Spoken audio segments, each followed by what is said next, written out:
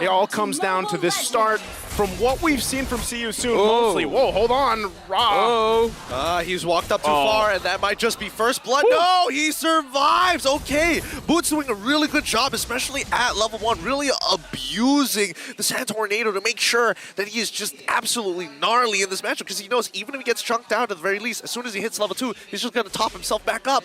Okay, as I was doing all that, I was getting a little worried, because I'm like, See You Soon has started off momentum usually. And then they almost got taken out, but even Kosei, he's going to have to be careful here. He has Boxy with him, but, you know, relatively well when you look at the lineups here, and I want to take us through the emblems here. Yasu, can you, anything particular out here? Well, the thing is, we have seen Khalid during the whole M5 series going for a full, I would say a full. This time he have this one part of a tank emblem, but he goes always for a full damage with the assassin emblem. So far, this is what I expected from after seeing Boots pick up this Khalid, but I didn't definitely expect him to go aggressive at the first minute at the mid lane, not even on the top lane side. I mean, that's what you need to expect when you have a Khalid on your side, right? It's about map influence in the earlier stages of the game, where he is one of the strongest level 1s in the game thus far. I mean, then there's also Thamas, but then we have to start comparing the meta, and that's a little too much work to actually do right now.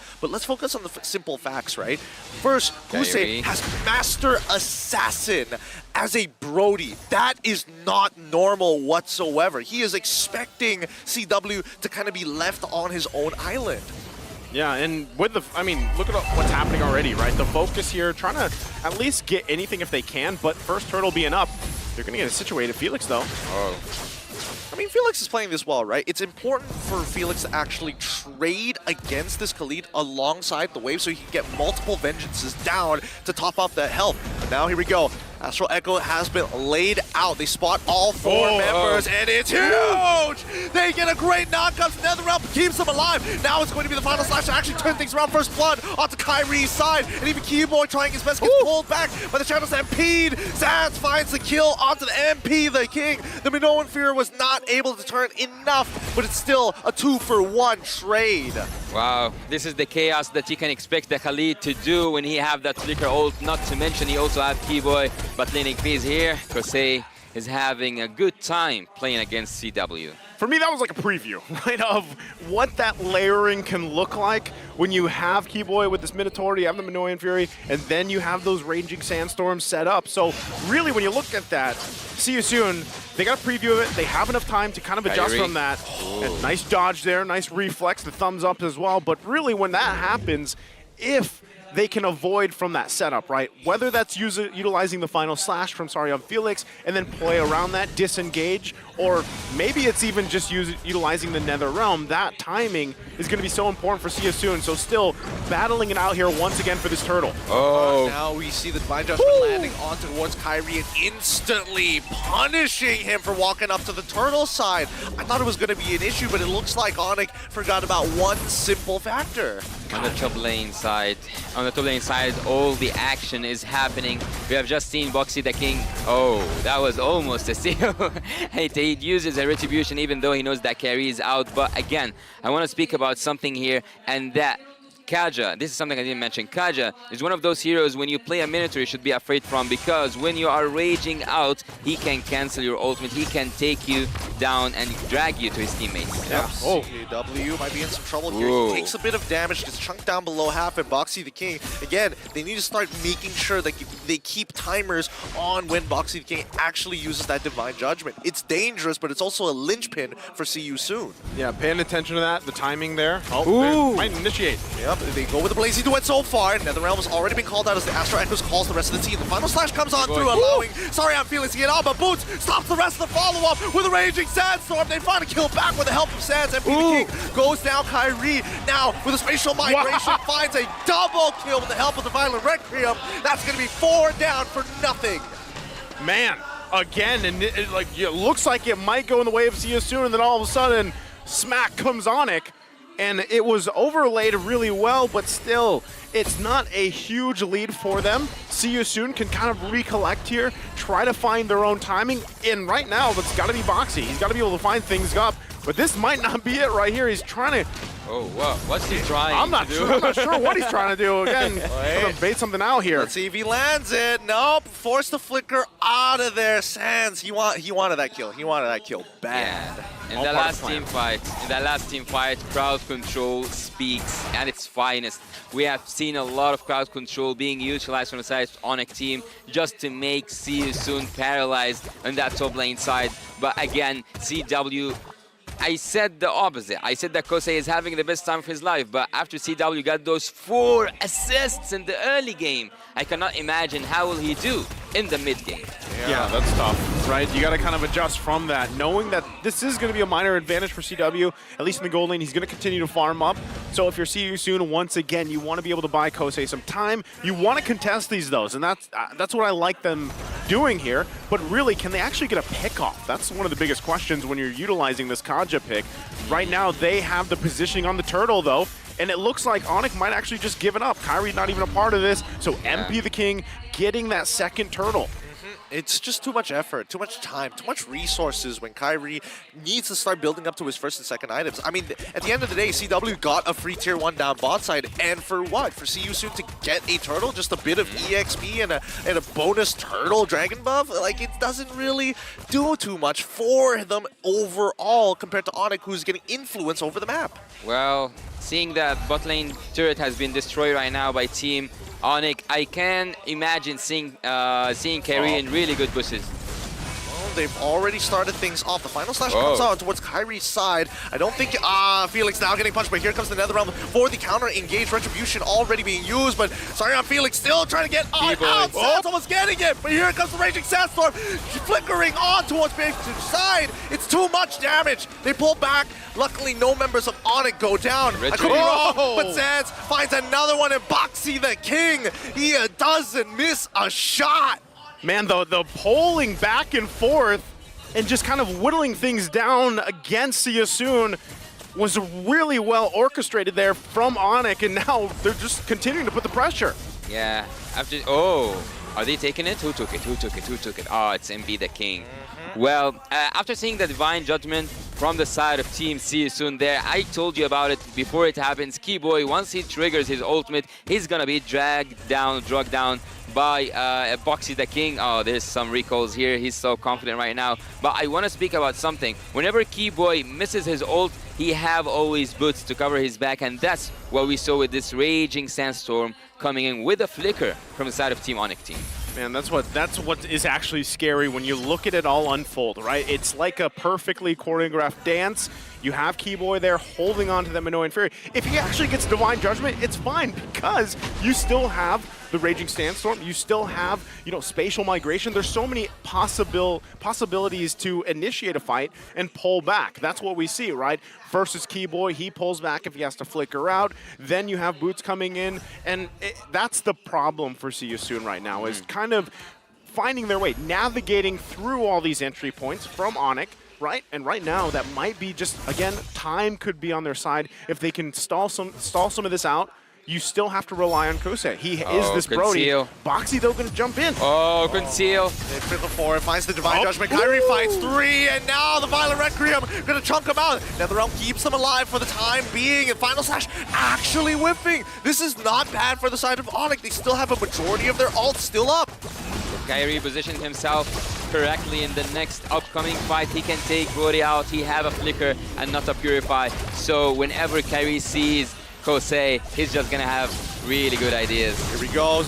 Oh man, sorry, Felix tries to spend, but Kyrie's going to be able to secure that Lord of the Backline. He's getting attacked so quickly, and now CW finds a double. Sans gets a mega one blazing duet to put him in the dirt. MP the King trying to run away. Sans not gonna let him go. Chunks him out. Oh, misses the shot. CW should get this, right? There we go. Secures the kill. The double Raw trying to Sans. You wouldn't. You wouldn't. He's taunting him underneath inhibitor turrets, and even Keyboy getting them back. They pull off, and here comes the Lord already spawned. All right. We have just seen a team fight that could have ended with a maniac. CW is just flexing his Demon Undersword, is flexing his golden staff. We have seen the damage. We have seen Sans giving vision all around the map, even though Boxy the King is the one who started that team fight, but the ones who ended it up there in the sky were Team ONIC.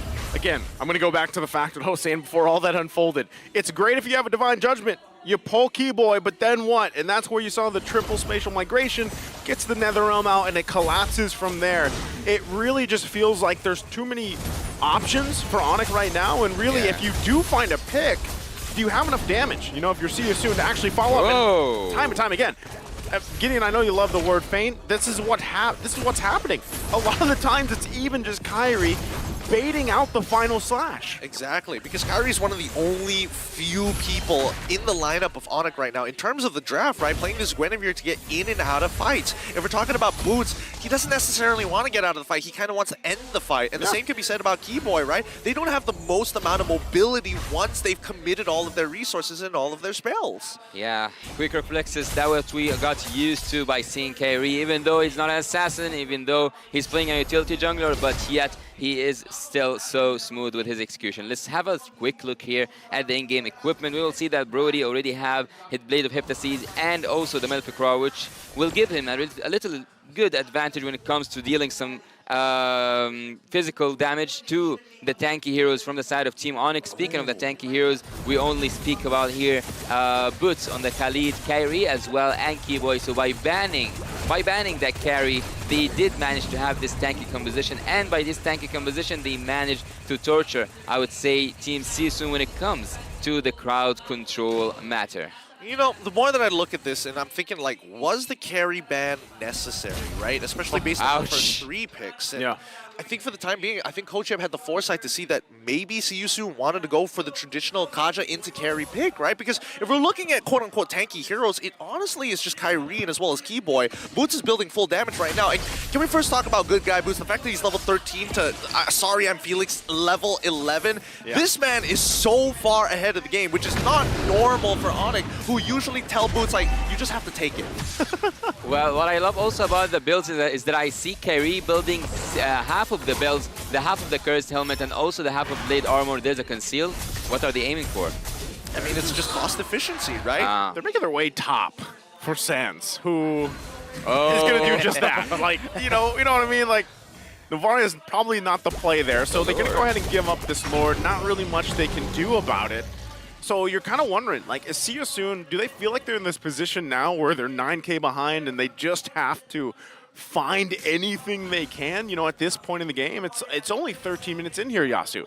The defense is possible, theoretically speaking, because you have the Paramis, you also have the Final Slash that can flip things around, but yet you don't have that wave clearance for Team Soon. Depending on just having a Brody to clear and to deal some damage to the minions, the Paramis, I wouldn't agree that much when it comes to clearance, so it's going to be a little bit hard to defend in the minutes 13 or 14 minutes in and having 10k gold, or being 10k gold behind from Team ONIC.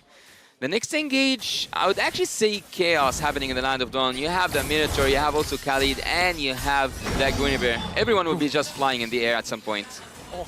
Sans was looking for that, right? But not going to be able to get it. Here's the Lord, though, bottom side. Still shots being fired from afar. That's the hard thing for Soon to deal with right now in this siege on the base. So, bottom turret going to be taken out.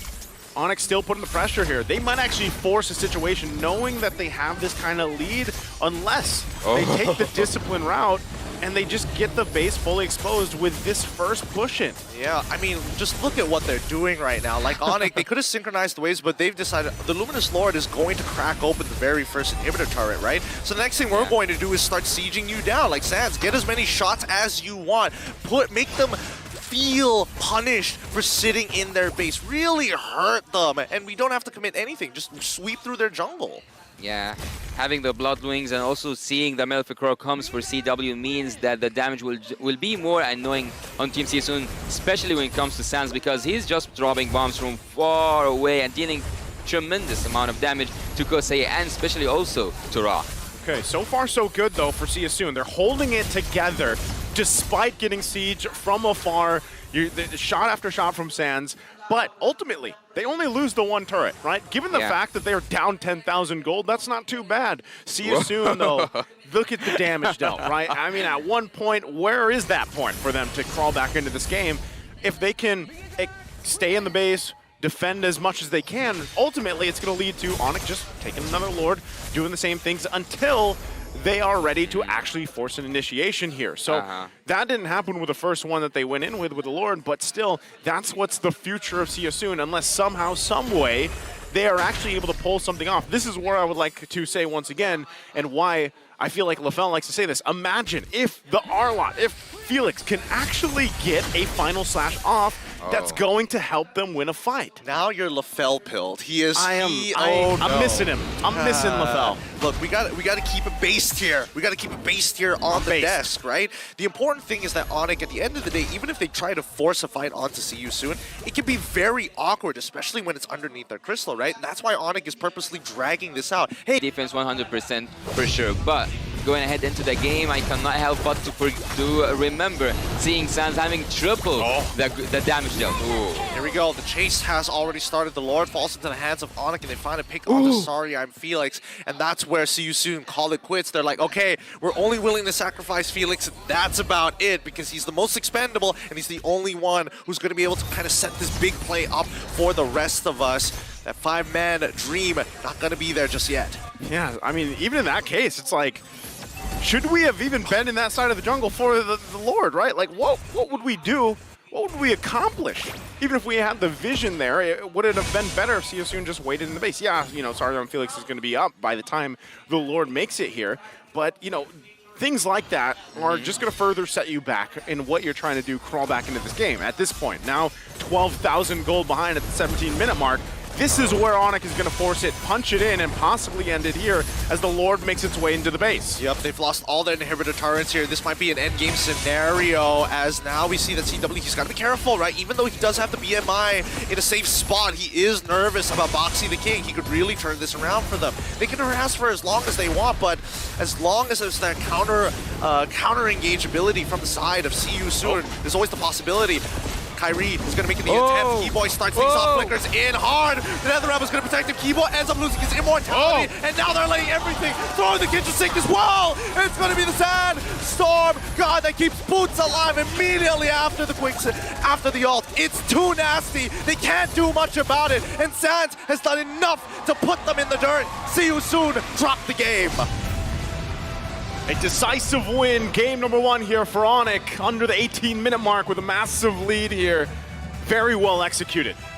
Very well executed indeed, and that's what we are talking about. Just a matter of a millisecond can make the difference. Team ONIC are